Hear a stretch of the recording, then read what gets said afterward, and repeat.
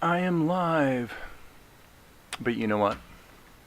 Anybody who's here, I've got to go get my tasty beverage, so I'll be back in a minute, and then we'll look at some interesting things today. Before we start, I'll go ahead and let this roll in the background, and as I said, I'll be back in a minute or two.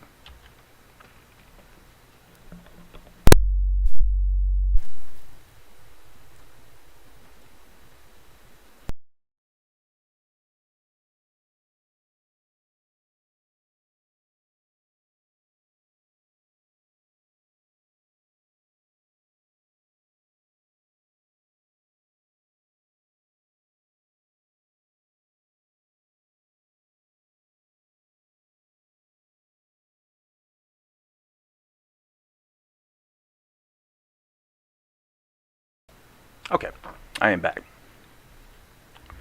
Today, we're going to look at Tahoma versus Krita versus Blender, because this question comes up a lot, and the answer, well, actually it's a good thing you're here, Goswami, because the answer is not simple, because it depends on what you want to do. Okay. Let's start out here.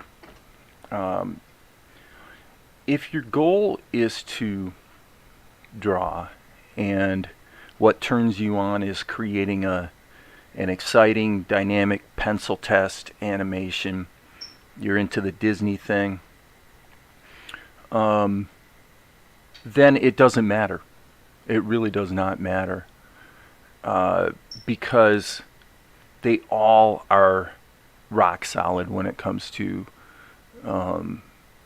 that. But of course, that's the starting point of any complicated project. So again, I'm glad Goswami's here, because Goswami's going to ask the kind of questions that probably a lot of people wonder about. Okay, when you say for animation, and you say like anime style, that can mean a lot of things. Okay, part of what it means is what it's going to look like the visuals, because you want to capture the type of a look that you've seen in anime that you love. Great.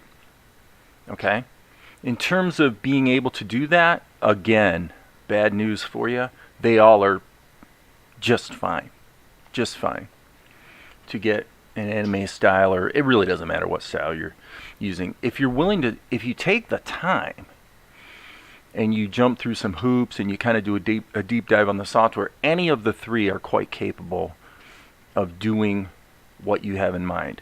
As I've mentioned many times here, Ed Tadeo proves that you can go into Krita and produce amazing looking animation. And most of his work has been in kind of what I would call an anime style, although his most recent upload was a departure from that, which is great to see. And he just he really proved that he can kind of change styles and just do really amazing work.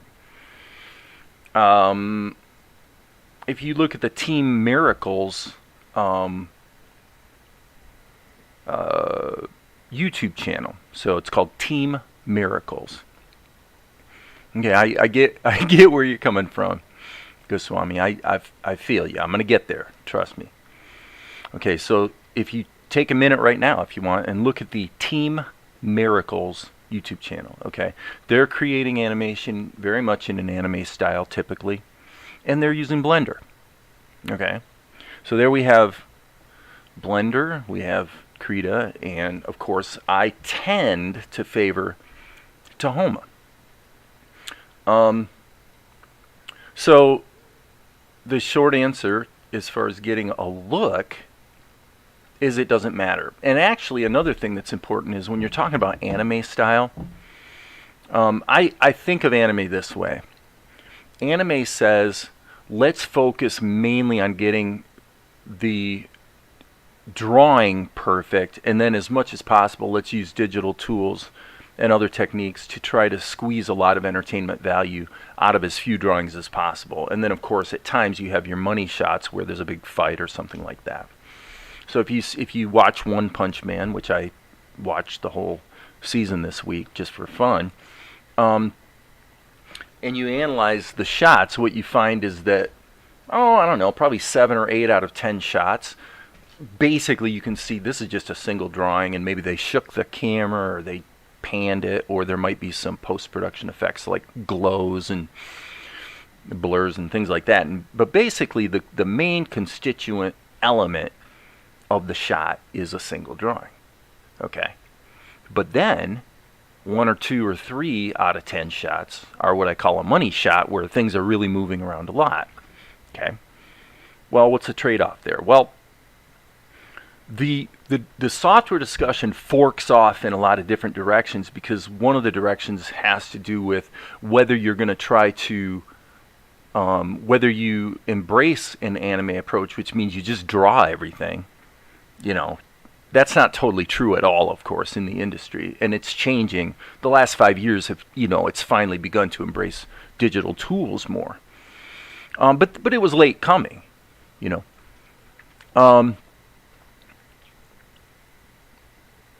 So in other words, if you draw every, you're just into drawing everything, then it doesn't matter which tool you use, because you're going to get pretty similar results with all of them. Okay, so what I was working on, you can think of it this way, and this is what I've told you in the past, is that if you want the shallowest learning curve and the most potential with the greatest stability that you can get out of your tools, probably Tahoma is the best choice. Most of the people who come here, probably Tahoma is going to be their best choice of the 3. Mainly because it kind of hits the sweet spot in stability. But here, I'll show you how, with this very shot,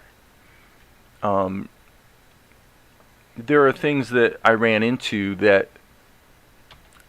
partly my fault and then partly deficiencies in the software, but mainly my fault. In this case, what I did was the most of this animation was what I would call baked in. So you see there's a camera move. So what's happening is we're seeing the king Vespigi from my show. And then, so this is essentially, this is the second shot in Webisode 3. So right now I'm working on releasing, doing the soundtrack basically for Webisode 2, which is the second 4-minute or so section of the show. And then this is at the beginning of the 3rd webisode. Okay. So Asher goes to visit the king. So I thought it'd be cool to have this new shot that it would fade up from black. Okay. Then let me go back to the beginning. So you're actually at black right now, and then it fades in from black and pulls out from the king, and it looks like he's kind of got a bad attitude, and then he's like, Asher, like he's happy to see him, right? So it just kind of fools the audience a little bit. Good looking shot, and I would say that it's kind of, pretty much in an anime style. I mean, look at that drawing right there. I mean, come on. That's pretty good. Okay? Well, the problem was that when I wanted to bake as much into the shot as I could. Okay, so we're going to start the conversation out today basically talking about Tahoma. But what I ran into is if all you do is pencil tests and paintings, in other words, the core skills, you might say, are animating in the sense of you can make things move, and that can be real rough animation with just scribbles, really. You're trying to find the movement. That's a completely different exercise than digital painting, like painting a background. And then, of course, what you do in the grunt work of animation is kind of in between, because you're taking the stuff that's moving, and then you got to create what you hope is a darn good looking shot on every single frame. That's your ink and paint process. So obviously Krita is a stronger paint program, but not that much stronger if you're willing to really push the envelope with Tahoma using layers and subscenes and things like that. The thing to remember though is that probably my main point here today is that if that's what you're doing, then any of the software will do the job. And almost surely when you run into a barrier, something that stops you from making progress forward, it's usually not the software that's the problem, right? It's your there are things about the tool that you have to learn and figure out ways to work around problems, and that's an inescapable process. So in this case, one path I went down was I said, well, let's hit the B key and just fill this frame. Okay, so then I'm going to make it black. So now this black frame is covering up everything, right? So ostensibly what we're going to do is we're going to fade it in. Well, there's more than one way to do that. You could fade the color, okay? So that seems like a reasonable approach. Well, there's good news and bad news. The good news is that the colors in Tahoma are animatable. In other words, I can click this little icon here and I've just added an animation keyframe. If I go to here and I say, well, let's add another one so that there's no transition from here to here, it's just black. And then say from here to here, we'll just keep this 6 frames at a time. I'm going to add another keyframe, but on this one I'm going to turn the opacity down. Okay? So now if I toggle between these frames, you see that we get this fade in going on. Okay, well that's kind of cool. So now you're happy because you're finding that you're able to take your shot and your concept to the next level right from within the one tool that you're comfortable with. In this case, of course, Tahoma. Well, and let's just follow this through and do the same thing. So I'm going to actually put another keyframe. And then when this pullback happens, I'm going to bring the lights up just a little bit more, let's say. Okay? So here I'm going to insert yet another keyframe and turn the opacity down a little bit more. And now it's a little bit of an ominous thing where he's looking at him and you're not so sure what the king is thinking. Okay? So right now, what I'm doing here is I'm flowing with the software. I'm flowing with the tool. And now here, when it turns out that he's not, having a bad attitude, we'll go ahead and turn the lights on. Okay? So now if we play that back, the timing of it overall is not that satisfactory, but for demonstration purposes, it kind of works. Okay, so now I see one mistake. So I come down here to the keyframes, and I'm gonna toggle from key to key. Okay, and it turns out it looks like I did not set this additional keyframe here. So that was a boo-boo on my part. So I'll go ahead and add a keyframe. And I think I probably needed to turn the alpha down before I set the keyframe. But yeah, that looks like that worked. Okay, so now we rewind. So now again, if you're just kicking at the tires of the software and you're trying to be creative, everything's looking good so far. There is no problem here. Goswami, I'm not going to give you a one-word answer. Well, okay, I'll put it this way. You said you don't care about learning curve. You want a one-word answer. Okay, so if you put a gun to my head and I say to the person, you truly don't care about the learning curve, then my best answer is Blender.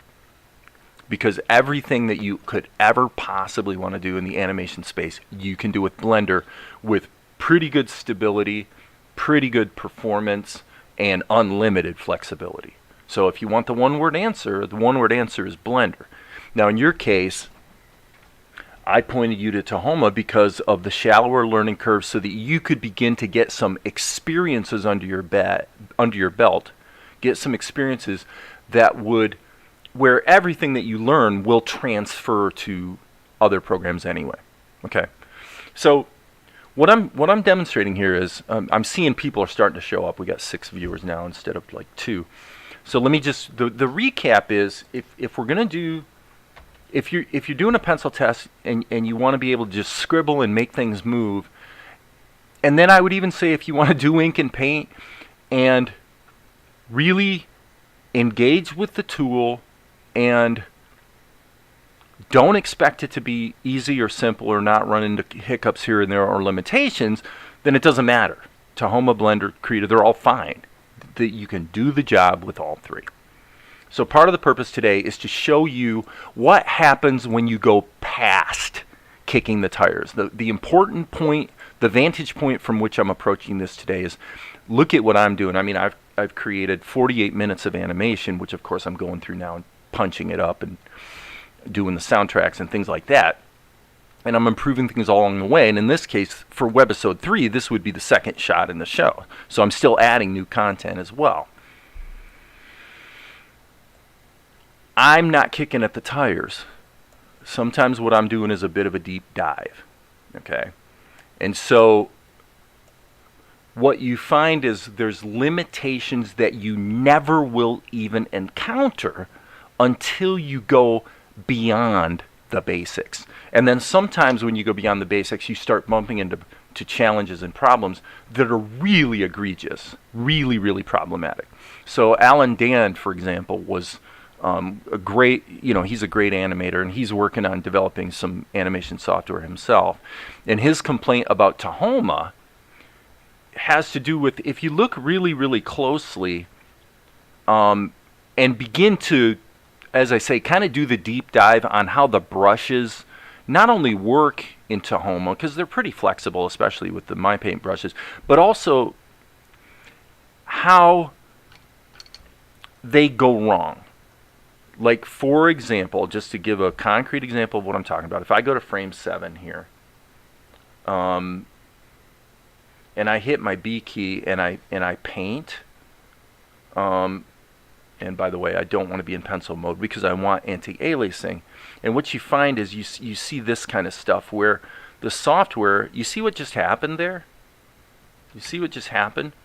If I'm going to draw a line, then it's almost never the case that I don't want to cover up what's already there. But what happens in Tahoma or OpenTunes is you can see as you push harder and you do more strokes, it's almost like the software says, well, do you really want to cover up what was there before or not? And then the harder you push and the more you scribble, the more it goes, oh, okay, I see. You really do want to draw over what was there before. So that is not the end of the world, people. Okay?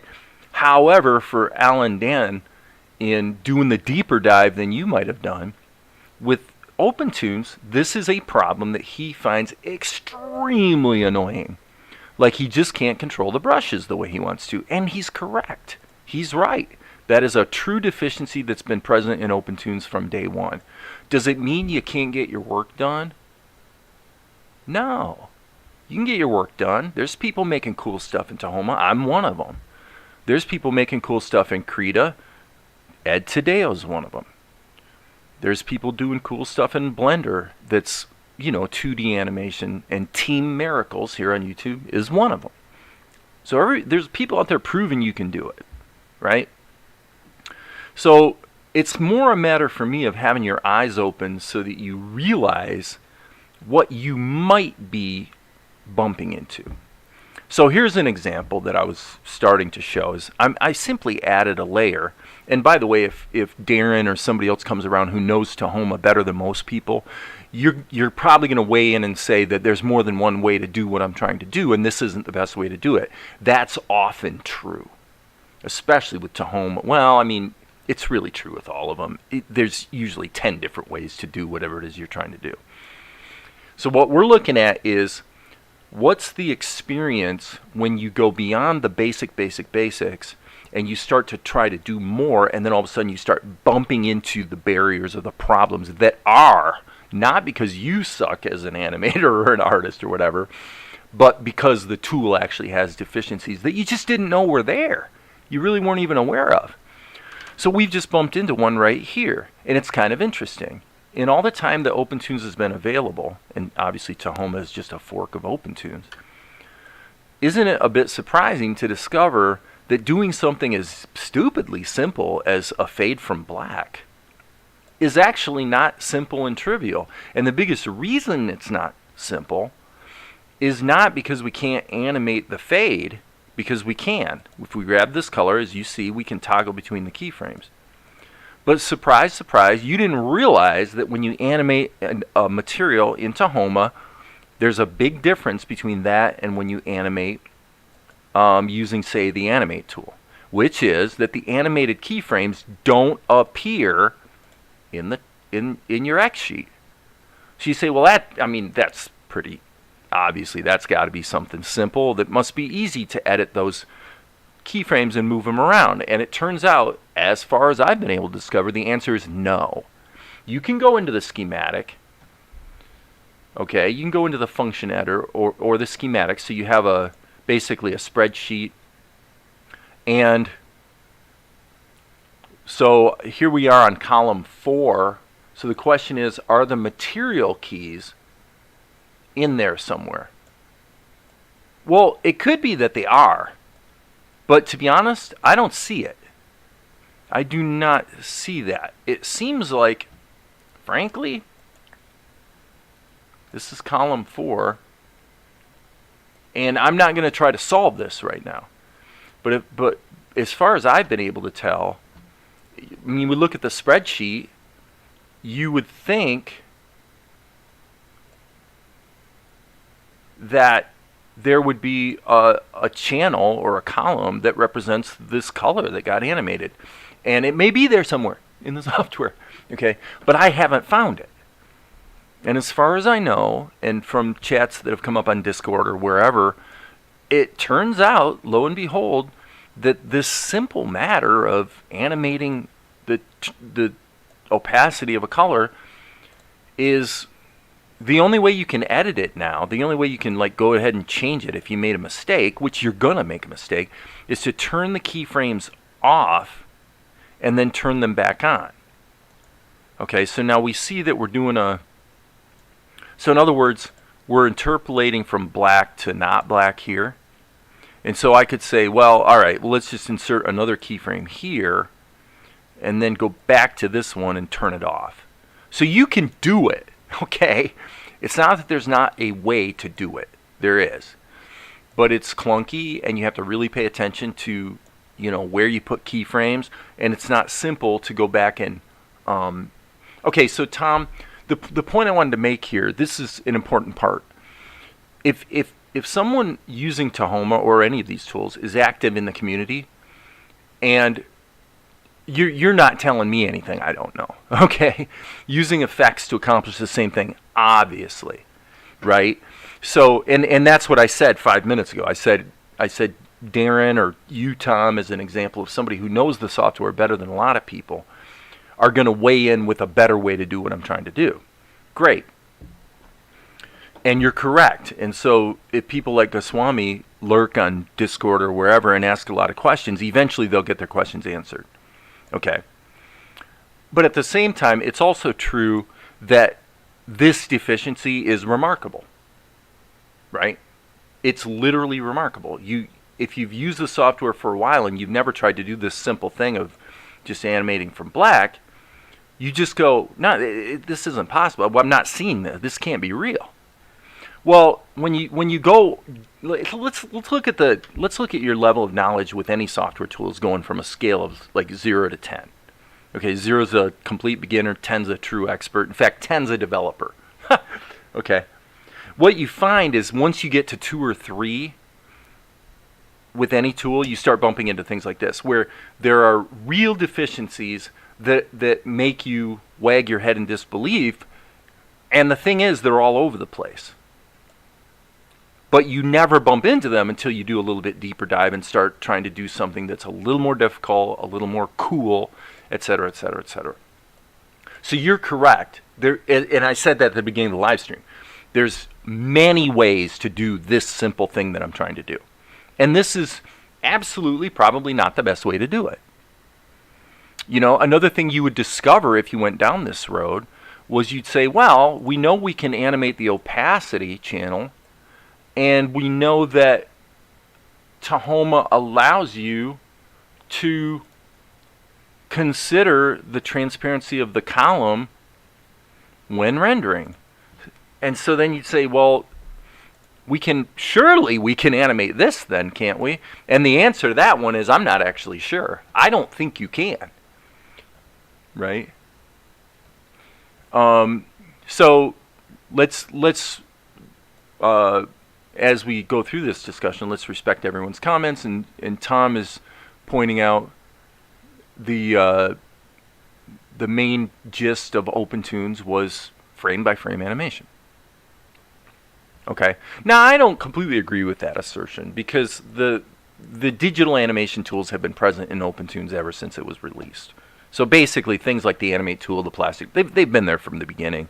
So even though the roots and the DNA of the program is, frame-by-frame animation, I would even argue that's not even really the case, because the professional applications of OpenTunes that are noteworthy, like Futurama or Studio Ghibli, didn't use it for that. They used it for actually scanning paper drawings and just doing cleanup, as far as I know. So, looks like we have a bot here. Okay, so anyway, so it's not unusual to bump into a little bit of a limitation here and say, well, maybe my other tools can do something a little better. Okay. Well, I jumped over to Krita, and I did just a quick and dirty animation on the laptop using the transform tools. Now, I want to point one thing out here before I go any further, because I think that when I was watching Ed Tadeo's making of his most recent post, I noticed something about his filling technique. And I don't know that, I'd have to ask him. I'm not sure if this is how he does it. But one thing you might want to consider, if you ever run into issues where you struggle with fill operations because of leaks or whatever, you might want to consider this technique. Okay? And the technique is simply this. Use the magic wand to select everything that isn't your character, and then hit Control-Shift-I to invert the selection. Because then what you can do is you use the freehand path tool to just draw a shape around. Oops, I did it wrong. Sorry. We've got a selection, and yeah, Control-Shift-I. I don't know why I didn't catch the hotkey. But then what you do is you go like this, and obviously it's smarter to put it on another layer. But now you can put that layer below your art, and with other painting that you might do, just turn on alpha lock, and now you could, ostensibly draw all kinds of shapes and colors and have a lot of control over it with no possibility of going outside the lines, right? Whatever. So that's just not a bad technique. So I bring that up because it kind of speaks to this whole thing of the strengths and weaknesses of software. A lot of times it has to do with how you think, right? So if you think of a fill operation as being something that occurs from inside to the outside, like that, right? Potentially, you could get frustrated, especially if you're working with a rough drawing, because you're going to be you're going to probably have some leaks. And so you might complain. You say, well, Krita, Tahoma, I'm kind of mad at Tahoma because it didn't do the job, over here on this transparency animation thing. But Krita doesn't have a fill check tool. Okay. So, for example, in Tahoma, we can hit a hotkey, Control-Shift-F in my case, and it does the fill check tool, so you can tell if there's any leaks in your drawing. You say, well, Krita doesn't have that. Well, no, it's just that you need to think a little bit, because it turns out that this is effectively a fill check tool, right? So what you're saying is, if I do a simple magic wand selection, if anything inside of my character were to get selected, then I must have a leak. You see what I mean? So effectively, Krita does have a fill check tool, and it actually works darn well. And again, if you watch Ed Tadeo, I think this is what he's doing all the time.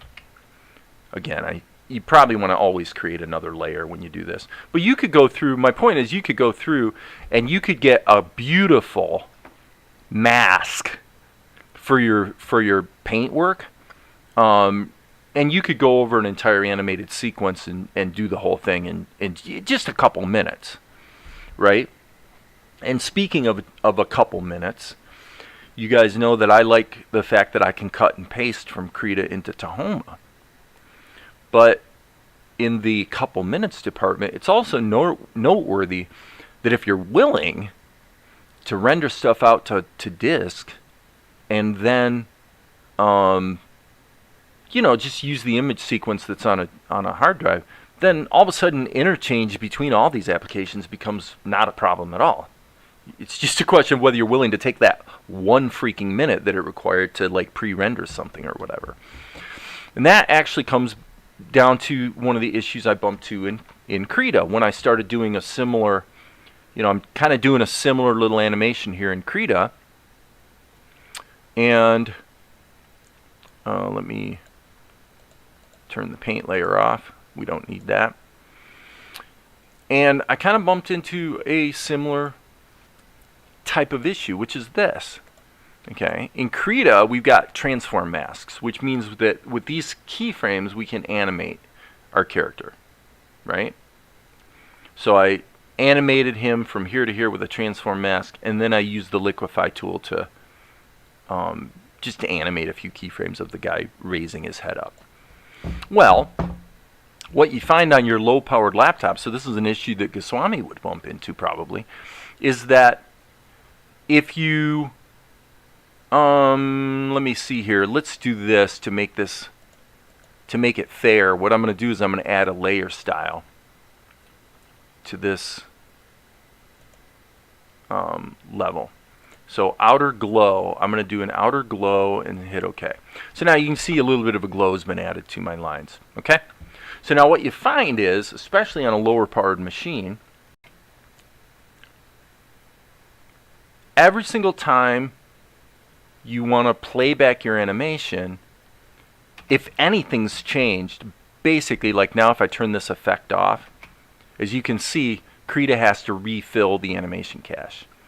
Now, if you're new to the software, you might find this a little confusing because in your settings, Krita gives you the ability in the performance department to go ahead and enable background cache generation. Now this is, if Alan Dan was here, I would tell him this, is that how the software manages this requirement has nothing to do with drawing, has nothing to do with animation keyframes.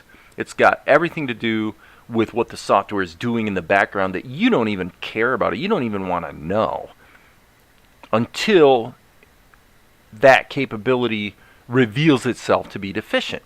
Okay? So in other words, well, what's deficient about this? Well, number one, what you find is that if you change something in Krita like that, now what I'm looking for is right here, I'm looking for that background, right there it went, you see? You got background caching going on. But for whatever reason, Krita decided it's going to cache from frame 24 to the end, but not from frame 0 to 24. Well, the official documentation says that it does the background caching while you're quote-unquote idle, which makes perfect sense. Except that in practice, there's lots of times when you're using a tool that there's plenty of background processing that could be going on. Well, if I hit go, well, nope. It's got to regenerate the cache. So now if you think about it, in the experience of working with a tool, let's just say hypothetically, I just want to kind of position this in your mind, kind of from a developer standpoint. There are, in a 5-minute period of time, there are 300 seconds. The background caching takes probably about 3 seconds. On this machine, on my laptop, it probably takes somewhere between 5 or 10 seconds. Okay, out of 300 seconds while you're just working away, are there 10 seconds that are available within that 5-minute period in which that background caching operation could have been executed? Absolutely. There's not even it's undebatable. Of course, there's way more than enough idle moments. Like right now, it could be happening right now. So if I hit FX and I jump around here like this, you can see it's pretty responsive. Okay, and now I stopped doing anything, and it looks to me like it did background caching for everything except this region right here. So if I go back here and I hit the playback button, nope, I have to wait. Now in this case it was pretty fast, and to be fair, it's quite a bit faster on this machine than it is on my laptop. But the point is, the only reason the caching worked in this case was because I was toggling through the frames. If I hit play now, I gotta wait. Okay, so my question was, out of that 5-minute period of time, what is the absolute worst possible time or moment in which the software would want to go ahead and save all the animated frames in memory so that when you hit playback, it's going to play back seamlessly and instantly? What's the worst possible time for that operation to take place? Well, clearly, it's when you hit the play button. You couldn't pick a worse time to cache the animation frames than, boop, right now.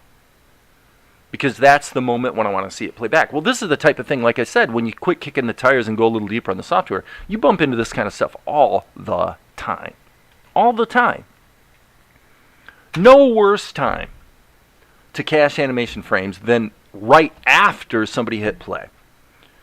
So this may be improved in a future version, and in fact I would think it probably would be. Although, to be fair, in the several years now that I've been using Krita, this has been, ever since it has had animation, this has been an issue.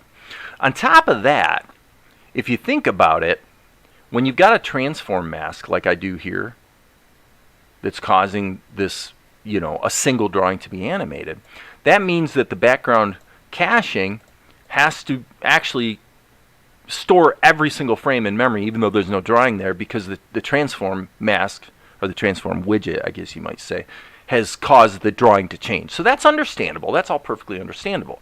If we turn the transform mask off, what you'll find is playback is instant. Okay, so this goes to my point about going a little deeper on the software. You got to start thinking. Think. You say, well, I need to make my choices a little more carefully. In other words, for basic pencil test animation, it's pretty responsive, pretty lickety split. You got to get a lot of layers and drawings in there before it begins to choke. The transform mask is a good way to make it choke, right? So you say, well, okay, I'm happy with the animation. What am I going to do? Well, why don't we bake the animation down? Why don't we just do what Krita is obviously able to do, which is flatten the layer. Now, I'm not going to do it here because I don't want to take the risk of creating a lock condition. But what you find is, lo and behold, it turns out that on my low-powered laptop, it doesn't matter if I do flatten layer, or it doesn't matter if I put this layer in a group and then do merge group. It doesn't matter. Either way that I do it, what I find is on my underpowered laptop, I often as not, run into a lock condition where Krita says that it's got a background operation going on, and it literally takes forever, and it somehow gets stalled in the process. Now, Tom or somebody else might weigh in and say, well, I mean, come on, maybe it's running out of memory. Yeah, I get that. Of course that's a possibility. So it turns out, believe it or not, that if you were to hit Control R and literally render this image sequence to your hard drive, and then go File, Import Animation Frames, and import the animation frames that you just rendered out, then you wind up with this. And it takes no time at all. So now the problem is that you learn, when you do a deeper dive on the software, that the transform mask is expensive. It's computationally expensive, and it has a possibility of introducing instabilities. You would never know this if you're just drawing and knocking out a pencil test here and a pencil test there. And you don't have to go deep. You don't have to go to level 4 or 5 to bump into this stuff. All you got to do is get to level 2 or 3. So my point being that with all of this animation software, bumping into goofy limits that make you wag your head in disbelief doesn't require you to go that deep. So the beginners will never bump into it, but you don't have to go far beyond being a beginner where you bump into all of it, is what I'm trying to say. Okay? And so figuring out how to work around these problems becomes a natural and normal part of your workflow. In this case, it turned out that on the laptop, it was infinitely more reliable and actually faster to render out the transform frames. Don't try to flatten the layer so that it bakes it in and does it all within the software, which is what the beginner wants to do. That's what the beginner always wants to do, because they want it to be elegant. They want everything to be able to be done right within their one tool of choice. If I have to render it and then re-import it, now I'm saving it out to the hard drive. I'm having to interact with my file explorer. It isn't pretty. It isn't elegant. But it turns out it's way more reliable. And the whole process of rendering it out and bringing it back in actually took you about 1 minute. And this is what you find often is you're talking about a 1 minute price that you have to pay to avoid a lot of frustration, you know. And not only that, it's worth also noting that in that scenario, all these rough animation frames are now stored on your hard drive as well in case you need to get them back later, too. So there's that to consider. Well, okay. So that animation right there was done with the Liquify tool. Can you get a similar result in Tahoma? Not really. Not very well. You can kind of get there with the plastic tool. In this case, you'll notice that I didn't try to do that kind of an animation. What I did was I just drew 3 drawings. So what's worse? You know, having to do more drawings and more ink and paint, blah, blah, blah, blah, blah, or having to use a digital tool like the Select tool, for example. Let me do it this way. I'm going to go S, select all, Control C, jump to this frame, and hit Control V so I can experiment in this frame without mucking up something in my animation. So, well, there was another one of those goofy little things. So I'm hitting the S key. Okay, so actually this is such a great example of the kind of thing that you might not think about. Okay, so I hit the S key. This is such a great example of what I'm talking about. This is the kind of stuff you'll bump into all the time that you just won't notice it until you try to do something that's a little more out of the ordinary. Okay, so I just pasted this drawing into a different frame, right? Now, number one, the first thing we notice is that the thumbnail doesn't update. Okay. Well, the second thing I notice is that I want to change my selection now. But what I didn't realize is you zoom out and you realize that everything's selected. And if you so much as touch this, you're actually going to move it a little bit, like a tiny bit. You won't even notice it hardly. But you just moved it. And there is literally no way to change your selection until this current operation is quote-unquote done. And I hit enter to say, okay, let's commit to that operation. And what you find out is the software doesn't get it. The software doesn't understand that when you hit the enter key, you wanted this selection that encompasses the whole drawing to no longer be a selection. So what's the answer? Well, it's a stupid answer, but it works.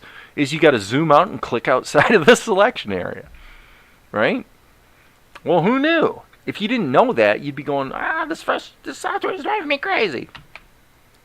Now, in this case, like I said, if you want to get a similar result to the plastic tool, basically you can't. They're really, or not the plastic tool, I'm sorry, the Liquify tool in Tahoma or in Krita. The closest you can come near as I've been able to tell, is grabbing a selection and then hitting control so that you can start to mush things around, and then you have to sort of compensate for all the holes that you create, that you've added. In this case, to emulate what I was doing with the plastic tool, this is pretty much what you do. You'd squinch his face down, and then you might, in another frame, drag it up, but stretch it a bit. That type of thing. And then you do and then, you know, it's a fair argument to say, well, would it have been faster just to redraw it 3 times? And the answer is probably. You know, probably would. Hey, dead pianist. So like I said, these are the kind of things you're going to bump into all the freaking time. And if you don't get used to it and accept it, then you might be pretty frustrated. So now the question becomes, we've talked about Tahoma, we've talked about Krita. They're both super capable. And like I said, I point to Ed Tadeo as somebody who's doing it with Krita. I point to myself as somebody who's doing it mostly with Tahoma. Well, what about Blender? Well, the dirty little secret is this. And this is Blender 2.81a, by the way, in case anyone.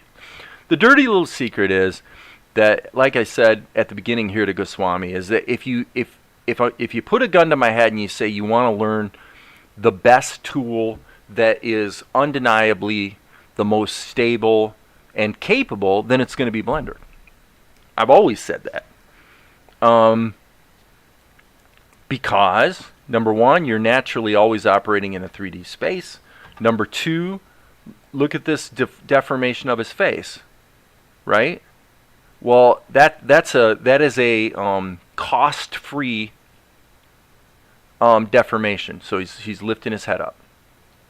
And when I say cost-free, what I mean is it's actually being done with a lattice with shape keys, so that there's no degradation of the image, and the manipulation is very precise, because what I actually did was just applied the lattice and then created a second keyframe and then just animated the move from here to there.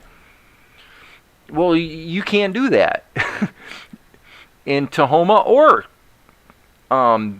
Krita. You can't do that in either one. You're stuck with tools that are a little more limited.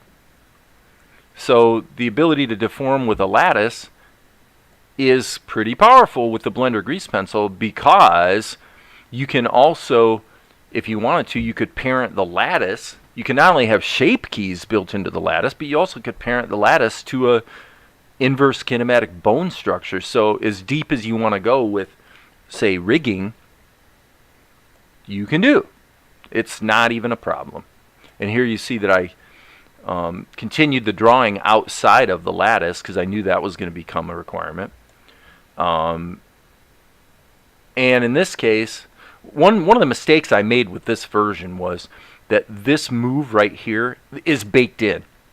Okay, in other words, this is not animated to get him smaller on the screen so it looks like the camera's pulling back. That was a mistake I made. It was stupid of me, because I should have had one larger, just have a larger drawing that remains the same basic size, and then animate the camera, because it became enormously difficult to get the animation of the chair to match the animation I baked into my drawing. But that's not a deficiency of Tahoma at all. That's just me being stupid and not planning ahead, right?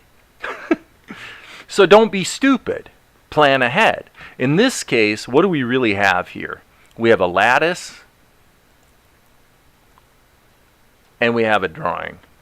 And in fact, if we go into draw mode, what we'll see is that we've actually got 2 layers, the sketch layer and the lines layer, or the ink layer, if you want to call it that. And you say, well, I want to, like Goswami, I want to create anime. Well, do these lines look good enough for anime? Of course they are. There's people doing very cool anime type stuff using the Blender grease pencil. It's just, again, I don't recommend it for beginners, because you're going to have a big learning curve wrapping your head around Blender.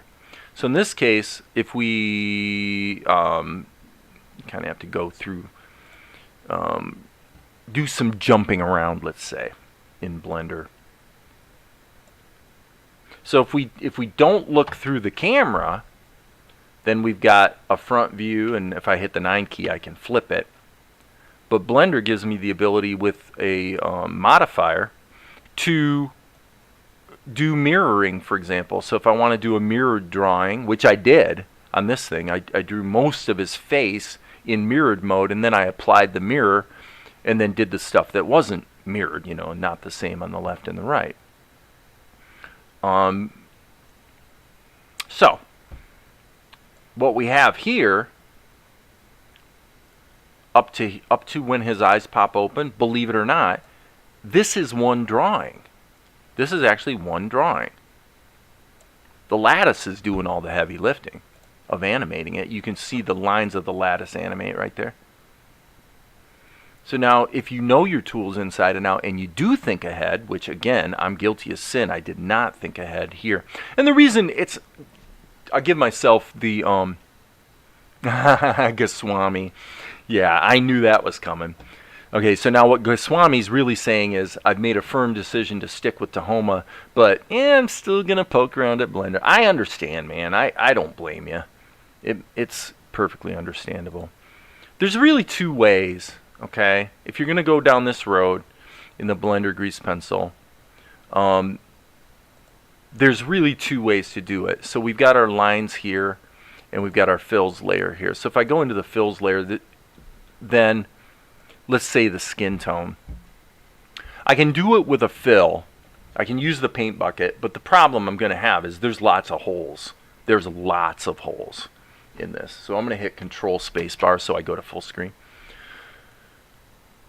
So in this case, what's probably a better way to do it is, instead of trying to use the fill tool, which is going to fill the whole screen. It's not only going to fill the whole screen, but also, as you learned the other day in Blender 2.81, it's also going to stop filling wherever you're pushed into the screen. It's only going to fill out to the actual perimeter. Now, that's not true in Blender 2.9. They fixed that. But the better way is that you can hit the Control key with the fill tool, and you can basically do one of two things. You can either go through and patch your holes like this, like just hit the Control key so you draw with it, okay? And it looks like there's some pretty obnoxious smoothing going on here. Hello? Oh, I'm sorry. Bad, my bad. Back up. Okay, so now here's an example where if you didn't know what you were doing in Blender, you'd run into the same problem. Absolutely, you would definitely run into this, and you'd be going, what the heck is going on? I'm drawing these shapes, and they're not appearing where they're supposed to be. Okay? Again, I emphasize, this is a matter of knowing your tools. This is my actual drawing right here. This is my drawing squished around by the lattice. So what do? Well, if you go into your modifiers, which again, this is, I'm telling you, if you're going to go down the Blender road, you're going to be working on it for at least a month before you can even get anything done, probably. But what you're going to do is you're going to go into your modifiers, and you're going to turn off the visibility of the lattice. Now what happens is we don't see the lattice doing the deformation, and now my grease pencil lines are where they're supposed to be. Hence, when I go to paint, I will be able to actually paint where I'm trying to paint. So I hit Control Spacebar. But this is, like I said, this is deep dive stuff. I mean, you're not gonna I'm sorry, I've got the wrong color. So Control Spacebar, go to my palette, grab the skin, Control Spacebar. Okay, so who's gonna know to do that, right? Who's gonna open up Blender on the first day and know that you've got to go Control Spacebar, you know, and know that Control Spacebar opens, you know, basically expands any window.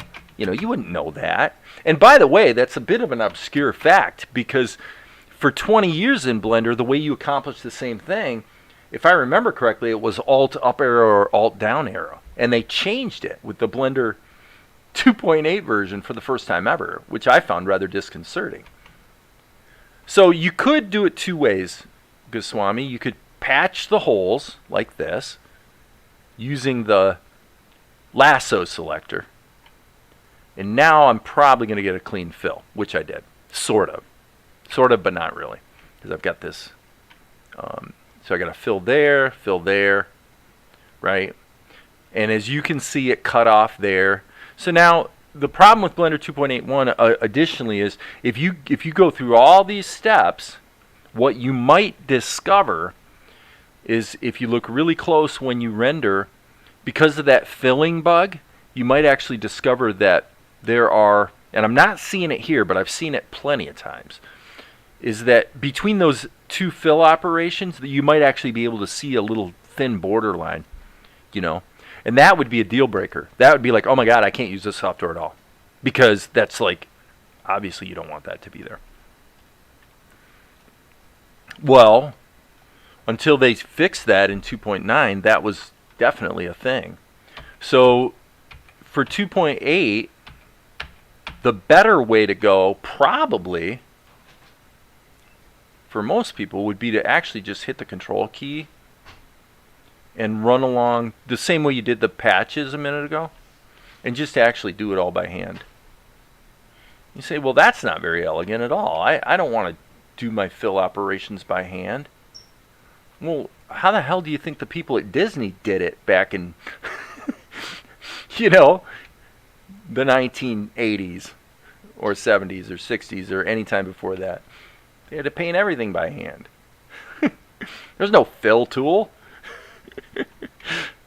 Right? So, you know, pick your poison. This certainly gives you a lot more control, you know, in exchange for a lot more responsibility. Right? So that looks pretty good. Control spacebar to get back out of that mode. And now, the cool thing is, because the lattice is applied to the Blender grease pencil object, guess what's going to happen? If we go back here and turn the modifier back on, you'll see that the painted image, the whole thing gets distorted, so all of my fill operations are baked in to the still, you know, drawing, and so they're all affected equally, and I don't have to do any extra work to make the lattice, you know, act on the final art. So again, I hate to say this because it kind of contradicts my normal workflow, but the truth of the matter is, if you want the Swiss Army knife tool that is literally unlimited, it's Blender. Blender kicks Tahoma and Krita's ass, actually, in every way, in literally every way. Capability, stability, flexibility, community support, documentation, integration with 3D. There is no area of concern where Blender is not superior to Tahoma and Krita, with one notable exception. And the notable exception is just painting, just digital painting. If you're going to go through and you want to emulate an oil paintbrush and this sort of thing, then you really want to do that in a paint program. But nobody's really ever claimed that Blender was great for that. Now, the interesting news, believe it or not, is that actually the Blender 2.9 series does become a viable tool for that type of painting, because they've added to the grease pencil the ability to have all kinds of animated brushes, and you can download and install into Blender, you know, foliage brushes. And so basically like this. If we go into Krita, hello Krita. If we go into Krita and we say, let me see if it's in my hot brushes here. Okay, so this type of thing.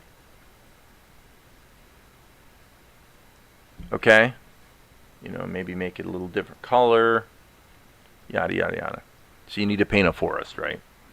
Well, guess what? Yeah, you can do that in Blender 2.9.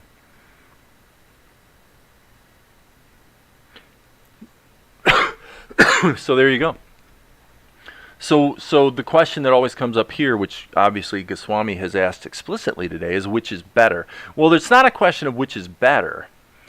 If I wasn't taking this animation of Vespigi and trying to take it to the next level in a way that really, why are you even doing that in Tahoma? You know, I mean, it's a fair question. Why don't you just render this out and then bring it into a freaking video editing program, or, you know, and deal with the lighting effects later? And the answer is, yeah, that probably would be a better idea.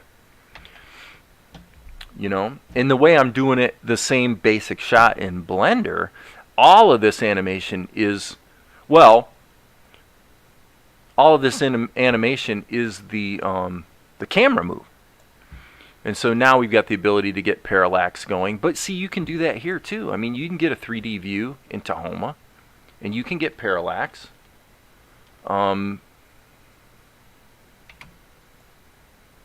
Right now, all the layers are on the same level in Z-space, but they don't have to be.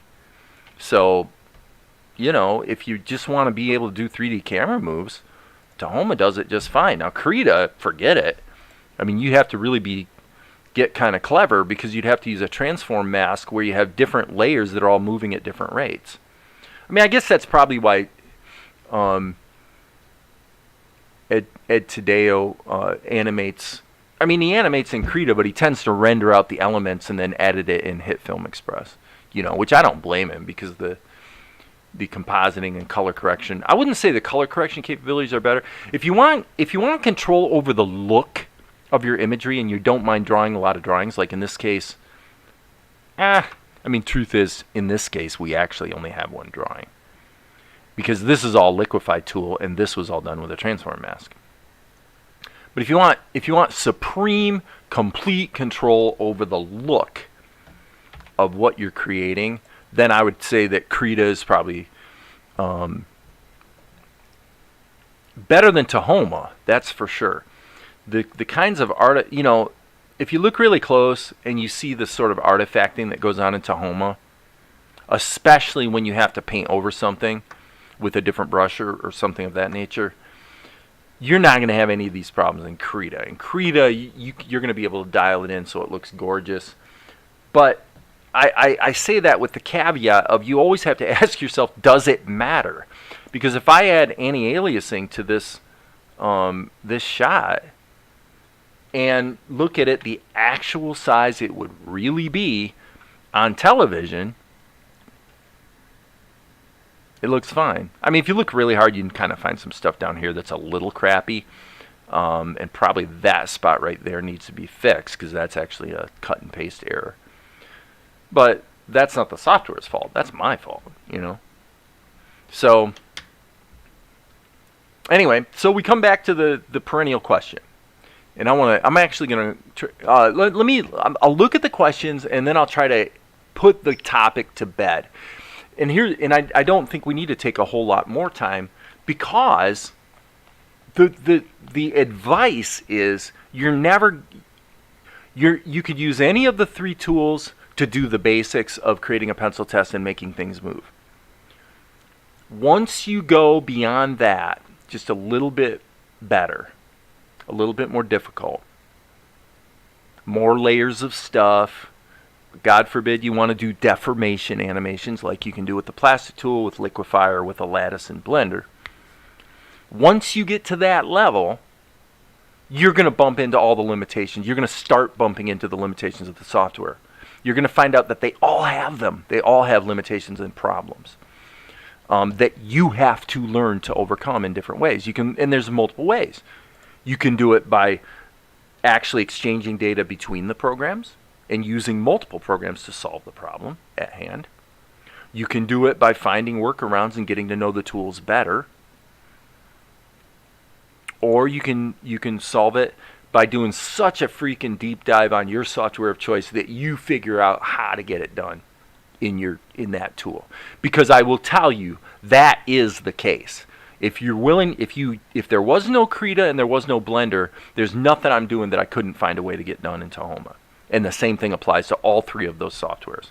The only exception, of course, would be doing 3D, because Blender does 3D, but we're not talking about that. We're talking about 2D animation. So let me look at the comments and questions and see if there's anything that has to be answered before I sort of put the conversation to bed. So in this live stream, which software you find better? Well, I just told you. None of them are better, but I'll answer that question more completely at the end. And please tell me which animation I should make. That I will not do. Goswami, just go find your favorite show, your favorite anime show, and pick one shot that's going to be about 5 seconds long from your favorite show and just try to copy it. Try to make your version of it look as perfect. Like if you took what you did and you cut it into a video edit with actual footage from the show, that I won't be able to tell the difference. I won't be able to tell which one is yours and which one is the show. Get good in the short term at copying. Just because that's going to force you to learn whatever you have to learn within the tools to actually figure out how to get the job done, right? So for you, this is specific advice for Goswami, is just do some copying. And because when you copy let me tell you guys a story. I'll tell you a story. Okay, let me go back in time here just a little bit. When I was, and I'm not going to name any names here because this story does not favor the person who the story is about. But there's somebody I used to be associated with years ago who we used this software, Vegas, to create. We were doing, for example, I've told you guys at times about the time I spent a long weekend with Bruce Jenner, where we were out in Phoenix doing 3-camera coverage of the biggest dog sporting event in the world. Okay, so for several years in a row, I was directing that video coverage. So there's this guy I was associated with, and we would do these edits of this sports coverage or training videos, educational stuff, and we would use this tool, Vegas, to do it. Okay. Well, he was struggling with creating transitional title sequences that looked professional. Okay? So in other words, in using the software, this person would create transitions that looked really cheeseball and stupid and amateurish. Okay? He's not a stupid guy. He's actually a really smart guy. But what he would create looked stupid. Okay? So finally one day, and he's looking at me and he's going, okay, you're more artsy-fartsy. You can sort of punch this up and make it look good.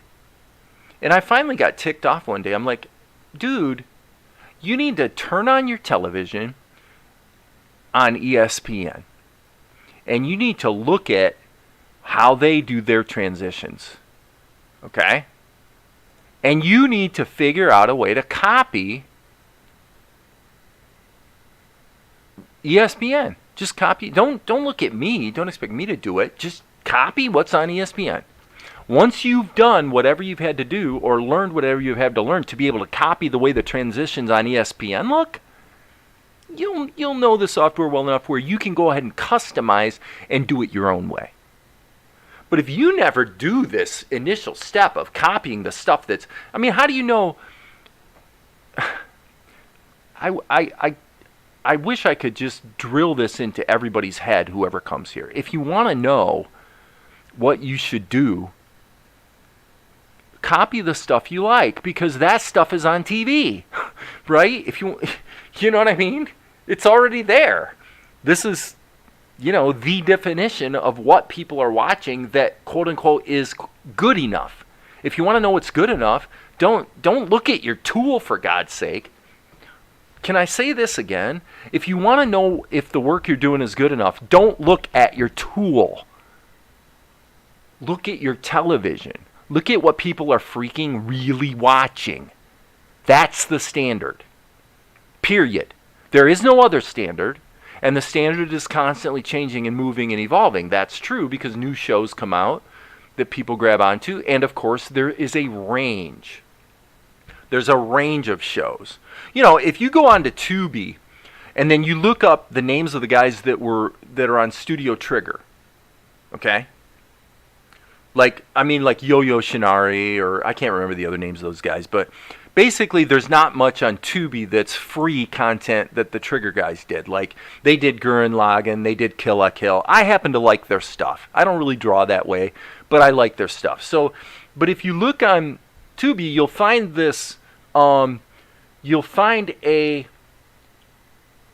anime show that was essentially a webisode type of thing where the animation is really crappy. It's really, really limited. It's still cool because the drawings are very dynamic in that sort of same style that they're known for. But they really, really cut the budget down to nothing because they knew it was being released, you know, I think in a webisode type format, and they just weren't going to spend the time and money, right?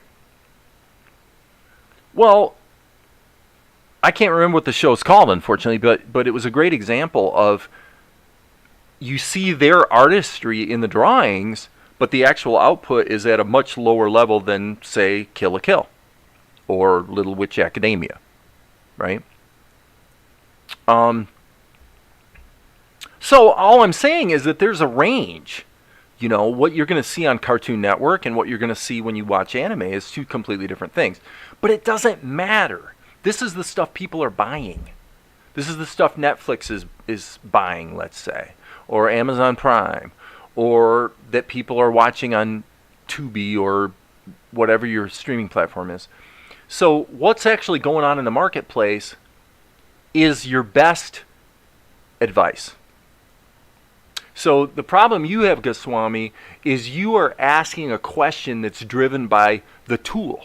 You're asking what's the best tool to use, or what should I animate? Those are silly questions. What you should say is, what do I like watching on TV?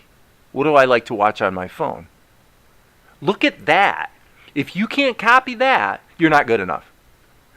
Now, in truth, are you good enough? And maybe you could either maybe get a job doing animation, or or you could get some traction here on YouTube. Yes, of course, those things are all true. Okay, but I'm saying your mindset should be, your attitude should be, is if what I'm doing doesn't match what I like to watch, then I'm not good enough yet. Period. That's it. End of story. Okay? And then what happens is trying to copy your favorite anime reveals for you the things you need to figure out how to do from the tool. Your problem is you're starting with the tool. Well, you're not going to, think about what you're suggesting here. Okay, you're clearly not a disciplined enough person. I'm not trying to be mean. I'm your friend here. I'm telling you the truth. You are clearly not a disciplined enough person to do what Darren T has done on his channel, which is Darren is not the greatest artist or animator in the world, but he has done an amazing job of becoming an exhaustive encyclopedia of OpenTunes. You, Adyan Goswami, are not disciplined enough to become an exhaustive encyclopedia of any tool. Because here it is a month later, and the time it would have taken you to become an encyclopedia, and you're not there yet. Well, so clearly you're not making the effort. That's okay. That's your prerogative. Nobody's going to beat you up for that. I'm trying to help you because I want you to be happy. I want you to enjoy the work, and I want you to have the fun and the excitement of creating something yourself that you think is as cool as the stuff you like to watch. That's my goal for you. So all of my advice comes from that standpoint. Darren is an encyclopedia. His drawing and his animation have improved. So let me look at the other comments here, and then I'll answer sort of the final question. Not new in animation means like 2 to 5 years of I think, Sifter, what you're saying is basically, if you really want to become a craftsman, you really need to be at it for, it's the usual kind of Malcolm Gladwell story that you really need to be at it for 2 to 8 years. And I think that's true with anything. You can be competent in 2 years for sure. You can be good enough to be dangerous in 2 months. You can be truly competent in 2 years, and then it's going to take about another 6 years to become a master. But you can be good enough to work and create cool stuff, and you're going to struggle a little bit, but you can do it in 2 years. 2 months to 2 years, I think. Okay, what's more powerful? Should I use Tahoma or Krita with hit film, or should I just blend blah, blah, blah, blah, blah? Yeah. The problem, again, for Goswami is that if I answer his question honestly, I'm going to throw him off the path in terms of the tools.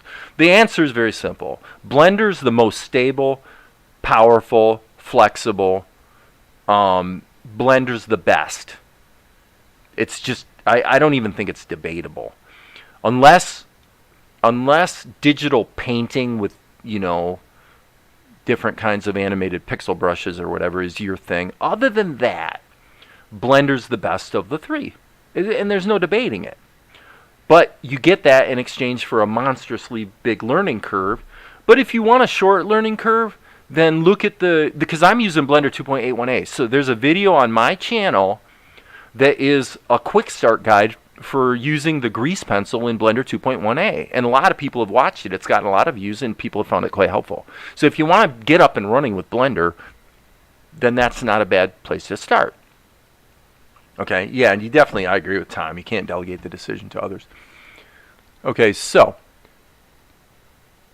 producing the best content based on what he understands. Yeah, and again, to be fair, as far as Darren goes, his animation, I mean, I've seen him come a long ways in the last couple years, and what he's doing with that one character that he's been working on his live streams, he's getting into the realm of the kind of stuff that Alan Dan does.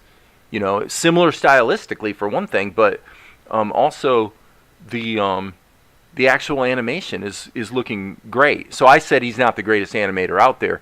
If you were trying to do the anime thing where you're combining, pretty good drawing skills with, frame by frame animation, that's not what Darren's about anyway, But he's come a long ways in the last year. Absolutely. Okay, so Dead Pianist says, well, okay, Amar says the question should be the story I want to tell. So my advice is for beginners, the way to determine that is to start out learning the tool by trying to copy something, because then what it is you're trying to copy forces you to figure out whatever you have to figure out in order to solve that problem of making the copy. So my point about being an exhaustive encyclopedia of software is this. The problem is that if you don't do the copying thing, you don't know what it is you need to learn. That's the problem. And so the only solution available to you would be this notion of becoming a complete guru of the software, which you can do. The danger is you become the guy that knows everything there is to know about the software tool but can't actually create anything cool. That's what you don't probably want to be. There's nothing wrong with that. It's just not the path to what you really want. It's not really what you wanted. So if you think that being the encyclopedic expert on the software will make you a good storyteller, you're kidding yourself. You're so far off the case. You could not be more wrong. You couldn't miss the mark. You've taken your gun and you've aimed at the bullseye, and then you've pointed your gun up in the sky and took a shot. You have no chance of achieving your goal. None. If you do it in the other direction, you have a chance. So you find some little shot from Naruto, and then you pick a tool. It doesn't matter. Pick a tool. Krita, Tahoma, Blender, Clip Studio. It doesn't matter. Flash. It literally does not matter. And by the way, I also want to emphasize that taking courses from Aaron Blaze, this is, if there's anything here today that's the $1,000 information, this is information that's worth so much to you that it's worth more than anything else. Not just you, Goswami, but to everyone here. This is the $1,000 advice, okay? Copy something that you like to watch. Because what that does is it cuts through all the noise. It cuts through the noise of which tool to use. Doesn't matter which tool you use. It cuts through the noise of, if you think learning the tool will make you a storyteller or make you be able to create cool stuff, you're wrong. You are patently wrong. But if you copy something cool, what will definitely happen is you will naturally gravitate to the subset of capabilities within whatever tool you choose that you had to learn in order to do the job. Now, think about it this way. Why is this $1,000 advice? Here's why. If I hire you today, you say, okay, Goswami, you know what, little friend, I believe in you. So you just tell me how much money you want to make, and I'm going to pay you that. And I'm going to hire you for a year. Okay? So now I've hired you. What's the very first thing that's going to happen when I hire you? Well, if you come to me and you say, "Oh, by the way, I'm going to spend the next month, Dave, fighting with deciding which tool to use," I'm going to say, "Okay, Goswami, you're fired. You're done. You're gone. See ya." That's what I'm going to say. If I'm paying you to do the freaking job, then you're going to come to me and you're going to say, "Well, what am I supposed to animate today? What am I supposed to create?" And I'm going to say, "Well, here it is. Here's our storyboard. Here's the shot. Okay, I want these shots done by the end of this week. Here you go. Rock and roll." That's it. You're not gonna, and then I'm gonna come into your studio and I'm gonna look over your shoulder and I'm gonna see that instead of learning whatever the hell you have to learn to get those shots done, instead you're on Discord or you're on YouTube asking these questions of BlendedPlanet. I'm gonna say, "Guess what, Goswami, you're fired." And you're gonna say, "But Dave. But Dave, I just learned about TV Paint, and if I just learned TV Paint, if I just learned that tool, I'd be able to create cool stuff." I'd say, "You know what, you're fired." Because I told you a month ago that if you got busy with Tahoma, you could get the job done that I'm paying you to do. But instead, you're over here dicking around. Well, if you want to dick around and you love dicking around and you've got the freedom and you've got the money to dick around, then go ahead and dick around. The truth is, I'm kind of that guy. I mean, my bills are basically paid with my commercial media business, and if I want to dick around with creating a cartoon, I can. And besides, Goswami, that's stupid. That is stupid. I'm sorry, that's stupid. First of all, if you want to use TV Paint, there's nobody here who does not already know that there is a cracked version of TV Paint, and most of us have tried it. If you want to use TV Paint, you can use TV Paint. And if you want to use TV Paint on a trial basis, you can do that. And if you spent the month that TV Paint is free, doing everything you can to actually create something cool with TV Paint, you'd find out whether you want to pay $1,000 to own TV Paint. And if you don't do everything possible during that month, informed by trying to emulate something that's cool, that's on TV, like Naruto. If you didn't do that, you would not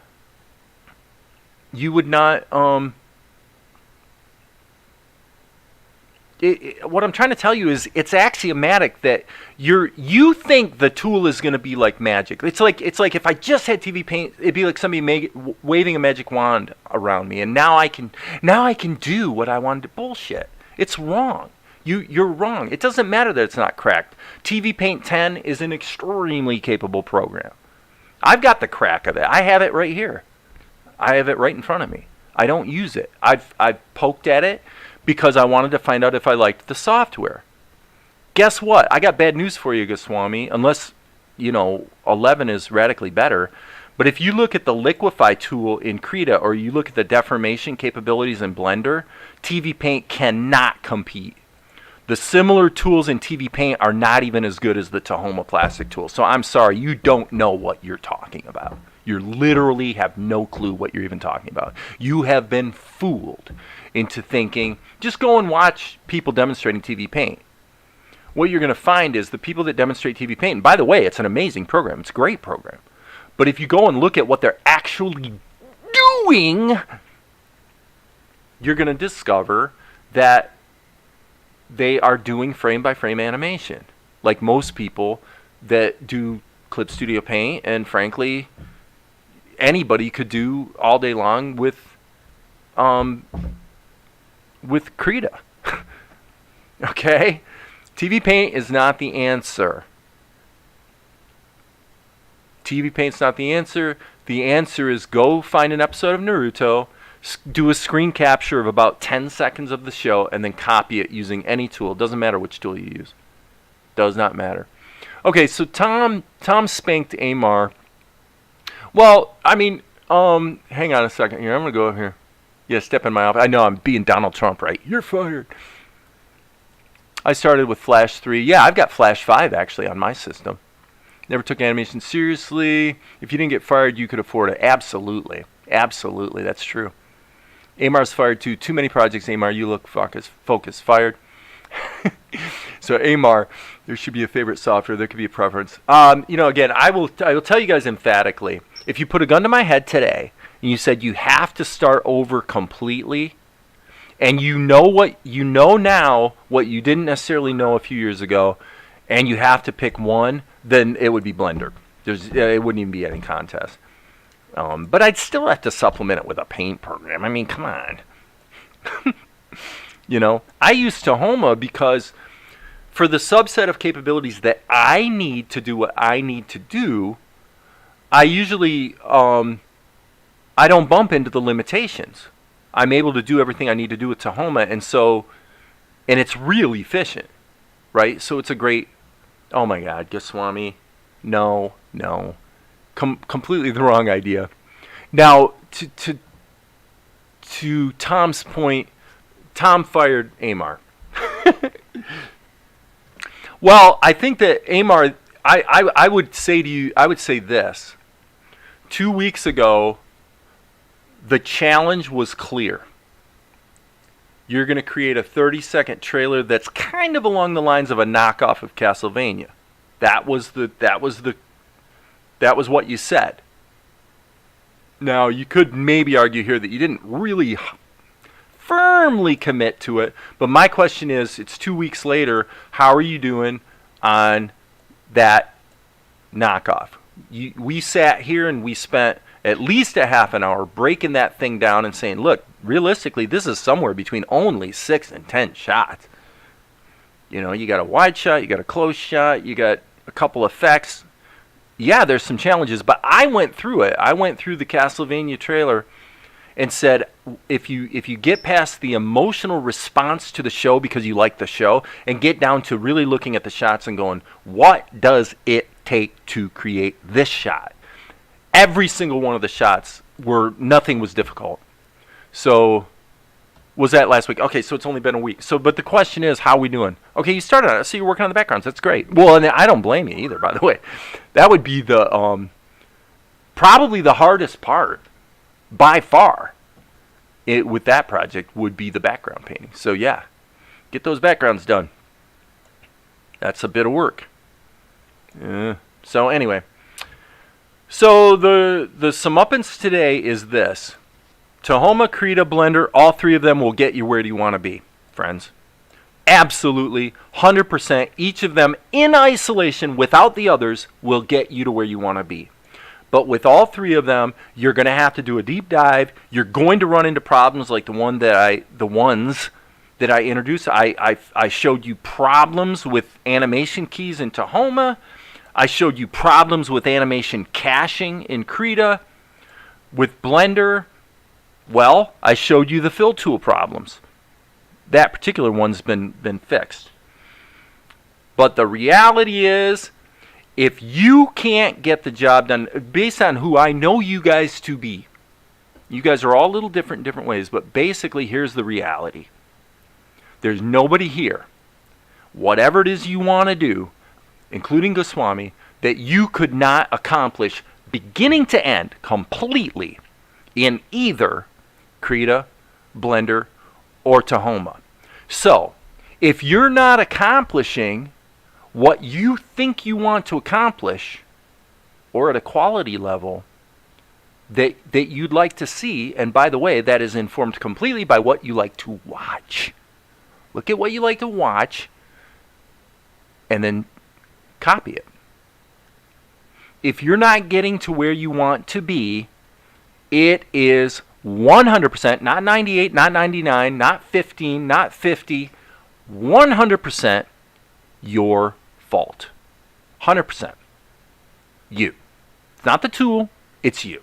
You are the problem if you're not getting the result. Is there a time and a place and a level at which it really makes sense to say, you know what, this tool isn't cutting the mustard, I need to go to a different tool? Yes. When does that happen? That happens when you've gone as far as you can go with your one main tool, and you've bumped into a problem not once, not twice, but 3, 4, 5, maybe 10 times.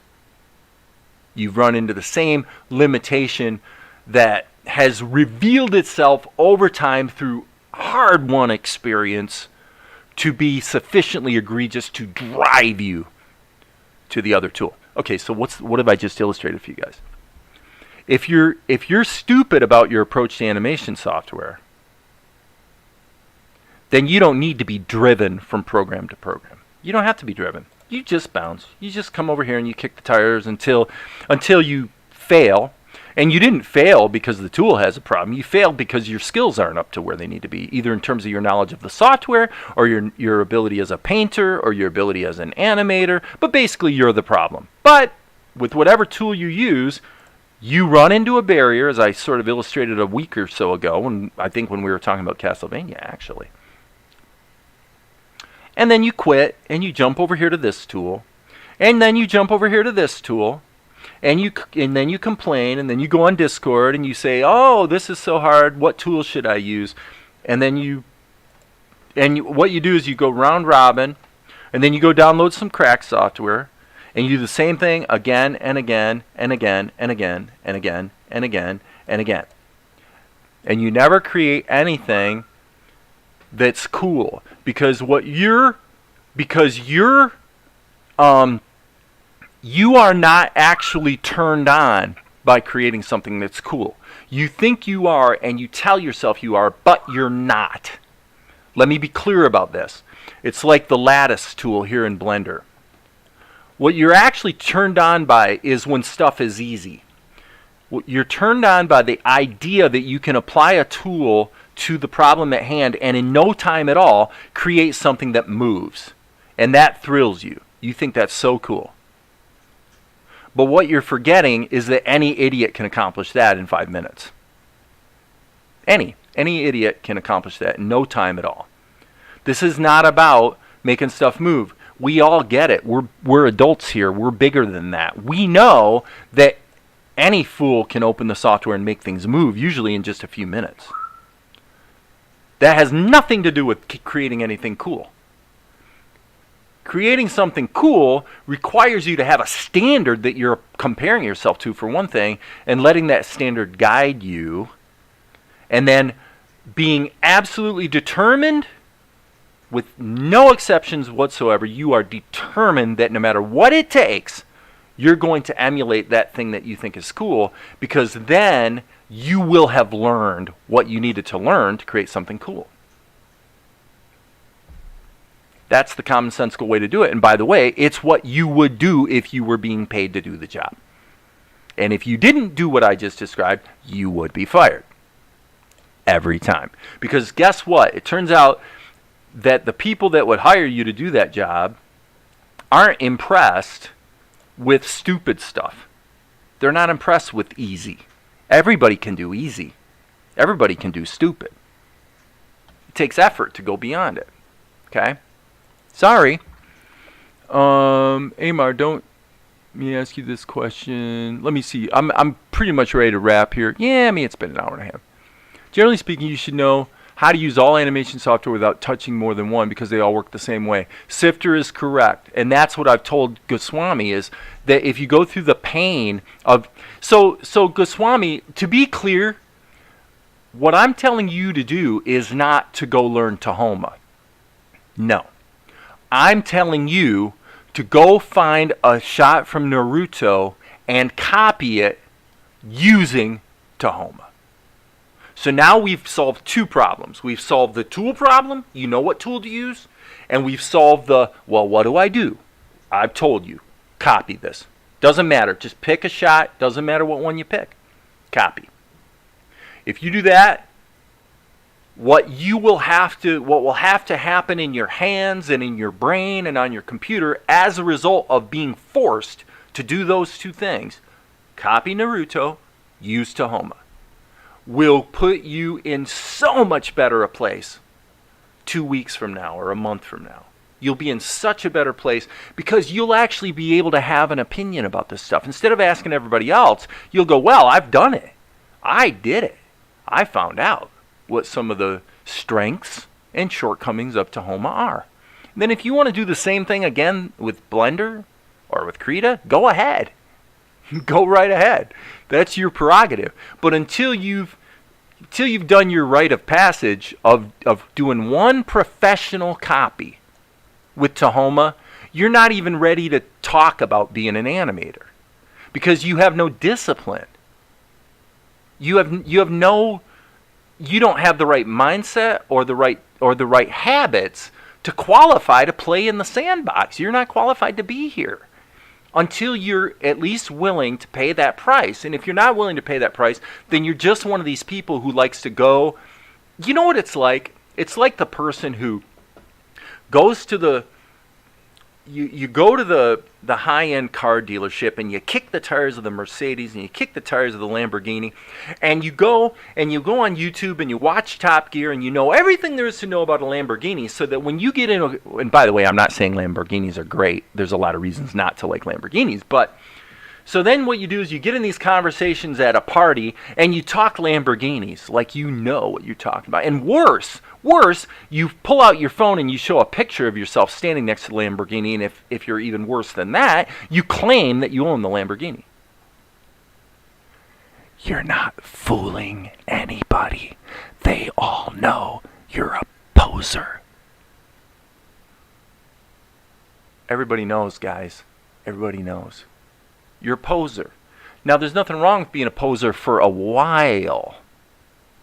You could argue that I was a poser. When I was doing CGI stuff back in the 90s, I was a poser because I never got anything done. So everything that I'm talking to you guys about, I've been that guy. Believe me, I've been that guy. I'm not telling you this stuff to make you sad. I'm telling this to help you and save you some time. Okay? So I don't have to address Goswami's confusion comment because I've cleared up the confusion by giving him clear direction exactly what to do. Well, you joked, Tom. Tom, were you joking? I don't know if you were joking. I didn't take it as a joke because for Amar, look, guys, I want to be real straight about something here.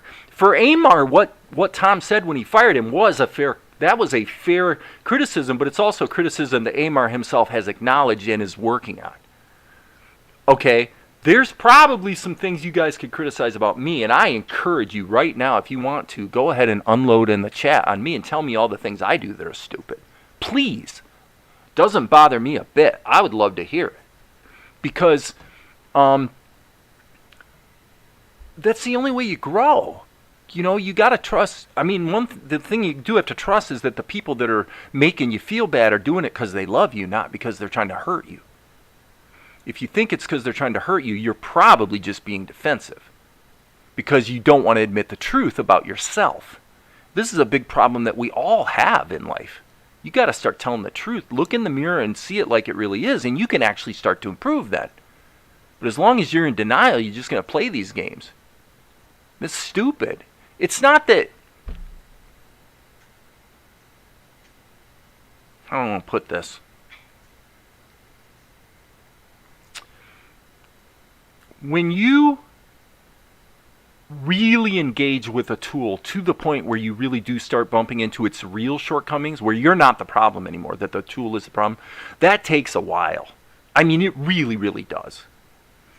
But when you get to that level where you're really working with the tool and you are creating something cool because you're determined to copy something cool, it puts your mind and your brain and your creativity in a whole different place that you are not allowed to get to.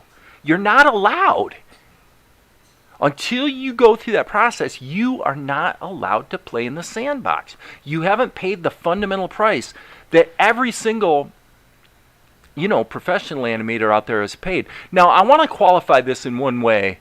You guys remind me about guys like Howard Wimshurst and Tomiko and AMB Animation here after I go through these comments again. So yeah, Tom was not joking, Amar. He says, do you have a delivery schedule? He's asking you that question because he's seriously, out of love for you, because you guys are friends here, he's challenging you to get real serious about what you're trying to do. And it's important that your goals be realistic. That's why I've encouraged you not to have 200 ideas, just have one. Because the only way you'll ever get anything done is if you're only working on one thing. Maybe two. I mean, some people can juggle two, but I don't know. I've tried it, guys. if I try to bounce between salt and light and say go back to the Akari thing or whatever, it does not work for me. It's better to drive through and get one thing done and then go on to the next thing, is my experience, and most people seem to concur with that. So, short by the end of the year, that's a good goal, I guess. Amar, I'm taking a shorter path, only enough story to get started, then animatic, blah, blah, blah. We're not the right people to ask. People that are like you. If Sifter, is that comment aimed at Goswami in terms of deciding what to use? I think it's important to ask people that are actually doing this stuff. In other words, I'm only here because I care. You know what I mean? I mean, I get a little bit of ego gratification for being the center of attention. I'm not going to lie to you. It's fun to be able to spout off and say what I think, right? So, but, you know, I don't know if that's very valuable. The Joe Biden, is that the Joe Biden technique? I didn't know that. The problems are not the stories. I can jump on Darren's voice channel to show this. It's not my issue. Okay, let me, I want to chase this a bit. Ton of short animations past 2 years.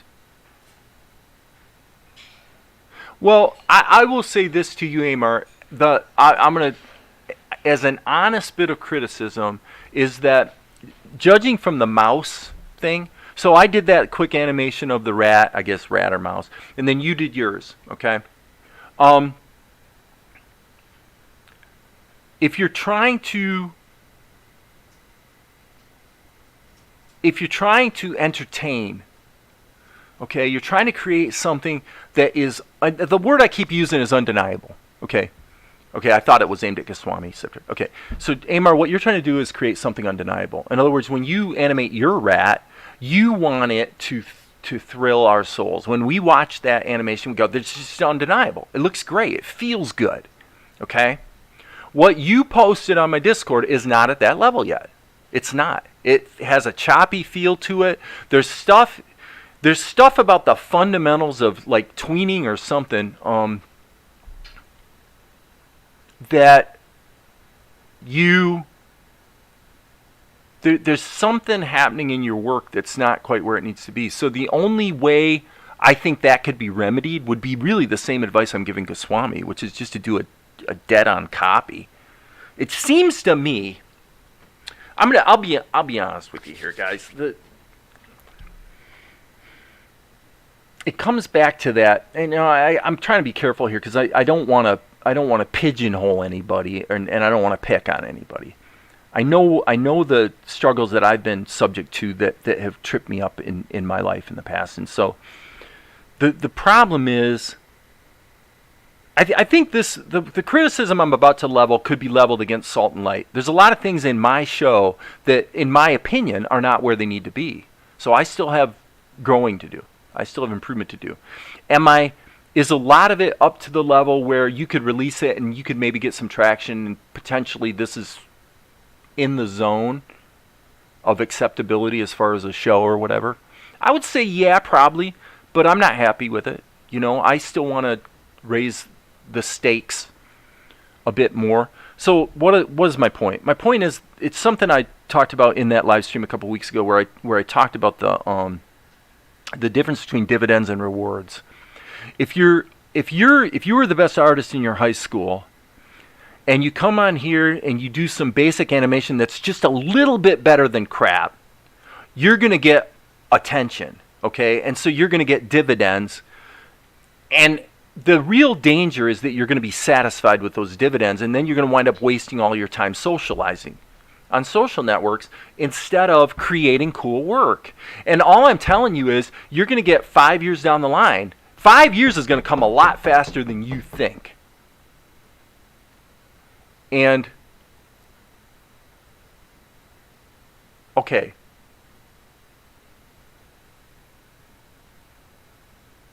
At some point, you're going to do some soul searching. You're going to ask yourself, if I really look in the mirror and tell the truth, is it actually the dividends that I want?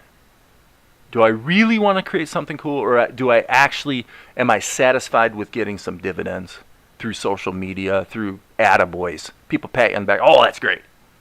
But the thing is, somebody from Warner Brothers isn't patting you on the, Warner Brothers Animation, I mean. They're not patting you on the back saying that's great. They're not. And they wouldn't. And frankly, 3/4 of the stuff in my show, I believe that's true of it as well. Somebody's not going to look at Salt and Light and go, "Oh my God, it's undeniable." Now we can look through here, and there's some stuff that's pretty cool, and again, it may be acceptable.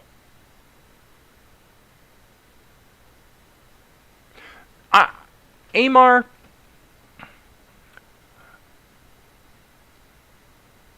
between friends, I will say I'm not totally convinced that's true.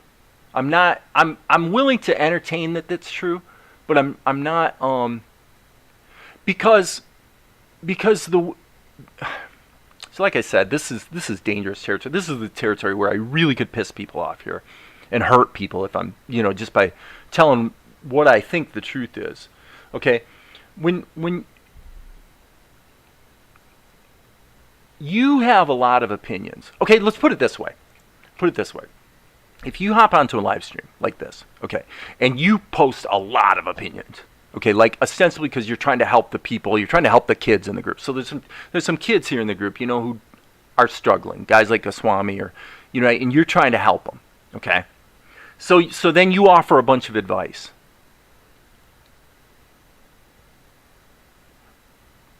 Well, there are a lot of people offering advice that if you look at their actual work, it's just okay. I mean, it might be, in some cases, be pretty awful, actually. So I'm saying that within the social space, it's really easy to, it's really easy to be the big fish in a very small pond, right? I'm very cognizant of that. I say that because, who am I? I mean, seriously, guys, who am I? I'm nothing. I'm serious. I'm nothing. Now, the advice I was giving Goswami, I wanted to qualify it a little bit by saying this.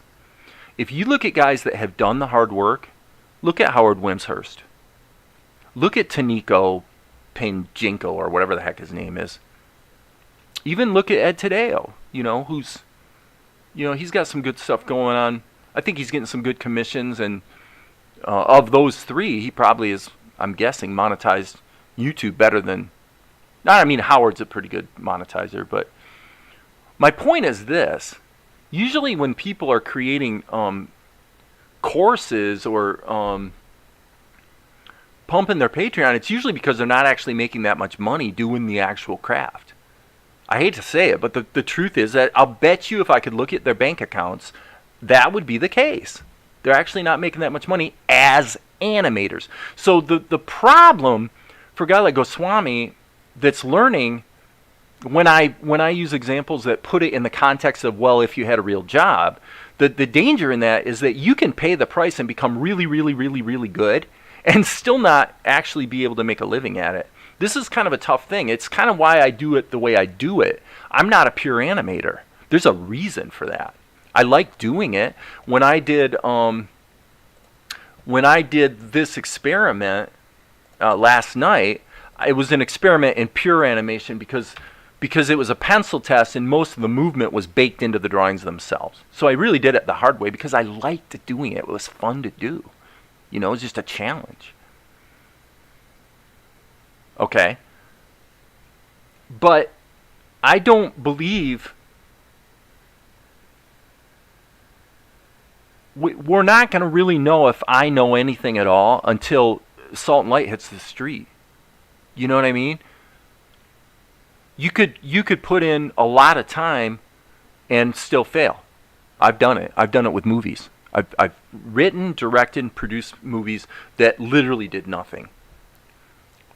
Okay? 8 movies, 1 out of the 8, 1 was successful. And then the sequel to the one was modestly successful. It's doing okay. It's actually making me some royalties every month.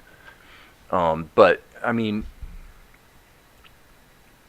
so for me, my approach to the industry is that being able to write and voice and animate and do the music and do everything is kind of a unique niche, and it also allows me to really go from beginning to end. I can create what I want to create. I believe me, guys, I get that most people aren't like that, and that's where I've talked a little bit about the community aspect. I don't know what the answer is. It would be really awesome, like this last week, and I can show it if you guys want, because but last week I reached out to Maria Torres and I said, look, there's a voice, just one line really, in my show, and I need a voice, and I know you've expressed an interest in doing voice acting, and you're involved with theater. Do you want to try it? Right? And you know what? She tried it, and she did a good job. It was good. It was up to the level it needed to be, and I stuck it in the show, and I'm going to keep it there. And I'm so proud of her for, A, being willing to try. But I don't know what the answer is in terms of how do you go from recognizing what your shortcomings are in terms of what you want to accomplish into actually being able to accomplish it in a community platform. I don't know what the answer is, because community platforms like this tend to attract the people that actually aren't that talented. I mean, that's a harsh truth, but it is the truth. Tends to attract people that are have just enough skill to be dangerous. And so what do you do with those people? How do you put your skills or your abilities together to create something cool? I don't know the answer to that. If I was good at that, I suppose I'd be doing that. And I'm not. I don't think I'm good at that, and so I'm doing it myself, right? So I'm the ultimate control freak who does it all myself. Amar's got a lot of comments here. Don't get on social media for information or to connect. I'll tell you what, dude. If I come over to Chicago, I'm going to just take you out to lunch and just show you a good time, man, because you deserve it. I don't know when I'm going to get to Chicago. It's about 3 hours from here. Yeah, okay.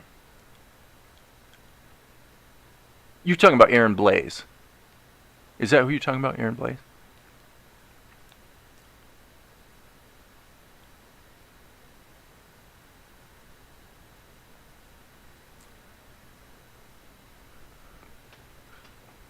Well, like I said, what I would do then is I could give you this advice. I give myself this advice.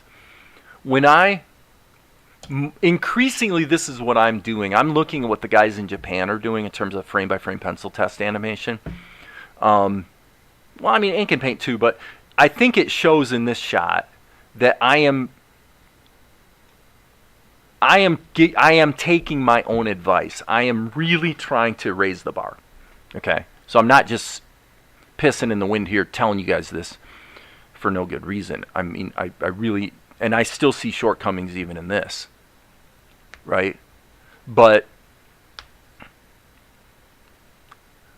for most people that would ever come here, the best advice is what I told Goswami.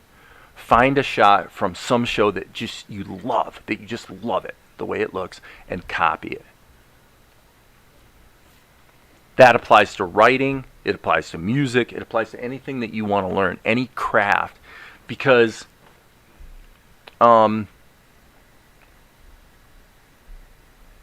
there is no better way to.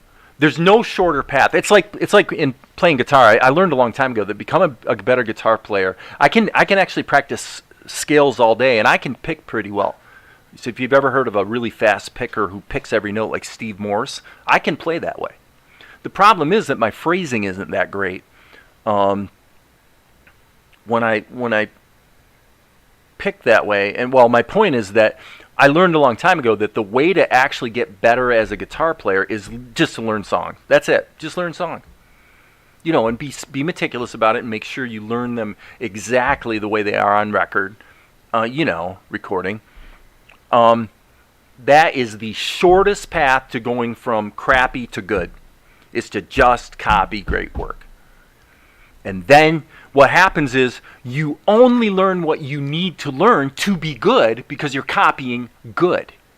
And then what happens is you begin to expand the palette of possibilities and options in your brain and in your hands so that you begin to get creative with it. So the next step after copying would be what I call deconstruct and spawn. Deconstruct and spawn. That means what you do is you copy the initial drawing of a sequence or a shot, but then you look away from it and you let your imagination take it in a new direction. That's step 2. But for most people, you got to get through the copying step first, right? I think that the idea of not wanting to copy anything is a conceit that we hold onto, and it's a story we tell ourselves about that being a bad thing, because if we were to do it, we would be left with an unadorned, undeniable judgment of whether we succeeded or not. Every illusion we have for ourselves as creative people about what we think our potential is blown out of the water when we copy. Because at that point, there's no excuses, there's no story you can tell to explain it away. If it's not the same, anybody can see it, even if they're 6 years old. You can say, well, which is which? Do they look the same or not? There's no denying it. And if you don't face that unadorned self-criticism, then you are not becoming the person you want to become in order to become, to be creative. You're not. And then when you sort of earn your stripes, by facing that challenge, then you begin to take things in your own direction or whatever. But I don't think, and I'm not talking about studying under anyone. I'm talking about just copy a shot. Well, you did it. I mean, you did it the other day with the rat. I mean, you basically copied what I did, and it was a little different. But for entertainment value, I liked mine better. That's the truth of the matter, and I think that you would have learned more by copying what I did in that case. Now, what Nagut did was better than mine. Nagut did an animation that was absolutely better, and I tell you that I love that he has hung around here for a while. He was hanging around quite a while before I realized how talented this guy is, because he's really quite a talented animator.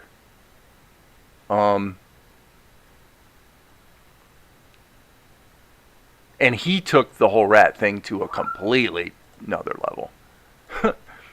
Crazy.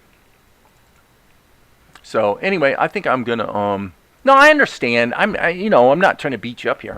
I'm saying that we all are in a place where we're dealing with or facing the fact that we're not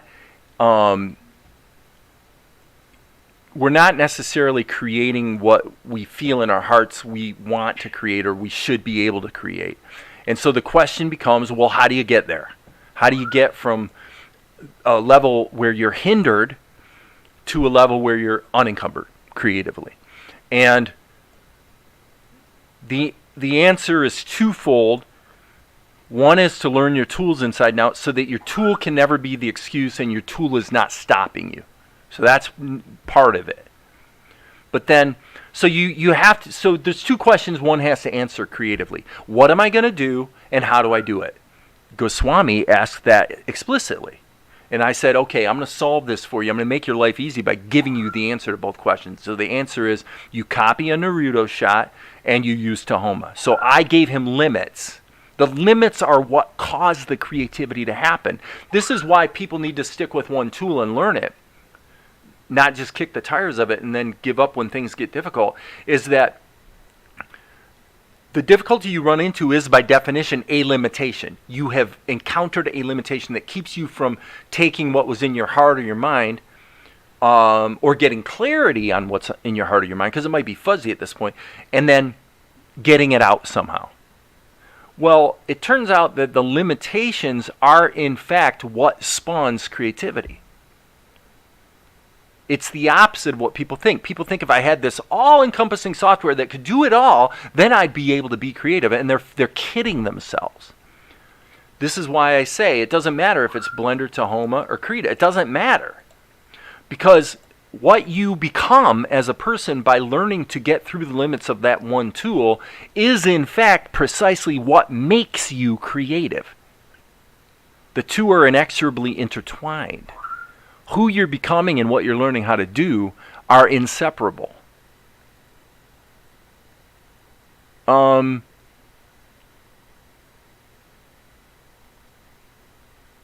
looking at Amar's posts here. I know when people post things, there's a level of expectation. Most people. I post in truth just to post, especially when I post on Facebook. Good. Right on. Dead accounts on Facebook. Okay, I think that's it for me. I think the point is clear, and the answer is it doesn't matter. If the question is which software is best, it's Blender. Blender is the most complete, the most flexible, the most powerful, but it's also the most deep. Krita, by far the best for painting. Tahoma, it's the middle of the road program that you can learn it in a couple weeks and actually start getting cool things done. And that's the answer. And I think with that, I'm going to wrap it up because I'm starting to bonk, which means I need to get some lunch. And you guys, I hope this has been helpful. And if not, I apologize. But I'm doing my best. And in the meantime, I'm just going to get some lunch and then get back to work. So with that, I will tell you guys that there will be more later.